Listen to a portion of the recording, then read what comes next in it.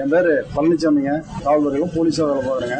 அதாவது எடப்பாடி பழனிசாமி மினிஸ்டர் அவரோட வீட்டுக்கு எதிர்த்த வீட்டில் குடியிருக்குங்க.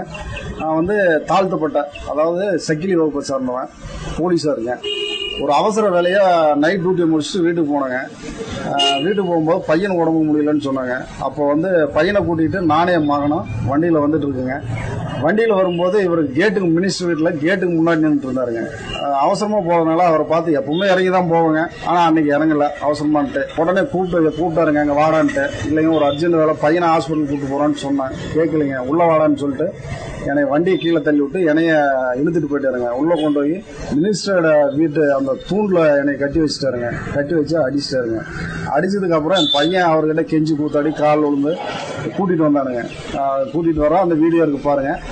கூட்டிகிட்டு வந்ததுக்கப்புறமா கூட்டிகிட்டு வரும்போதுமே விடலைங்க. அவருக்கு மேலே என்ன கோவம்னு தெரியல. சக்கிலி போலீஸாக இருக்கிறானே இறங்காம போகிறான்ற ஒரே காரணத்துக்காக இரும்பு பைப்பையே அடிப்பாருங்க. அடிச்சிருக்காரு. ரொம்ப அராஜகம் பண்ணுறாருங்க.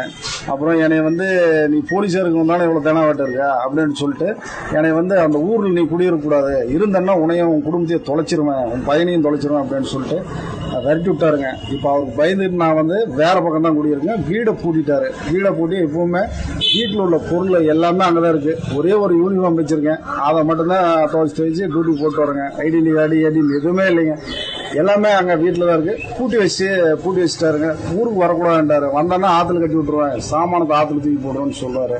அதெல்லாம் பயந்துட்டு போகலைங்க. அவங்க பெரிய இடம், நம்ம ஏன் அவர்கிட்ட போய் போகணுன்ட்டு நான் போகலைங்க, வேலைக்கு வந்துட்டு இருக்கேன். இப்போ அதே மாதிரி கீழ்ச்சாதி என்னவே அவருக்கு பிடிக்கிறது இல்லையா இருக்குங்க.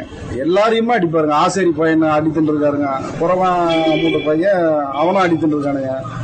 அவங்க வீட்டுக்கு ஏற்ற மாதிரி 9வது 10வது படிக்கிற பையன் அவனை போட்டு அடிச்சிருக்காருங்க. மனசு வந்து ரொம்ப அராஜகம் பண்றாரு.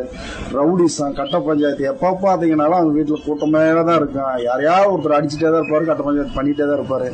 மினிஸ்டர் ஒரே ஒரு பவரை வச்சுக்கிட்டு தான் அவர் இந்த ஆட்டம் போட்டுட்டு இருக்காருங்க. எடப்பாடி பழனிசாமியோட அண்ணன் கோவிந்தங்க அவர் ரொம்ப அராஜகம் பண்றாரு, தாங்க முடியல.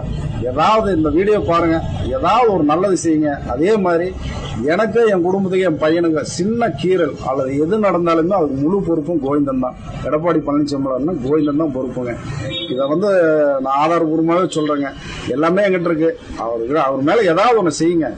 அங்க இருக்கு எனக்கு ஒரு போலீஸா இருக்கிற எனக்கே இந்த நிலைமைனா அந்த ஊர்ல இருக்கிற பொது ஜனங்களை நினைச்சு பாருங்க. ரொம்ப டார்ச்சருங்க. அவன் உசுர கையில் பிடிச்சிதான் அந்த ஊர்ல தெரியுறான். ஏதாவது ஒரு நல்லது செய்யுங்க. உங்களுக்கு, எங்களுக்காக இல்லைனாலும் மக்களுக்காக ஏதோ நல்லது செய்யுங்க.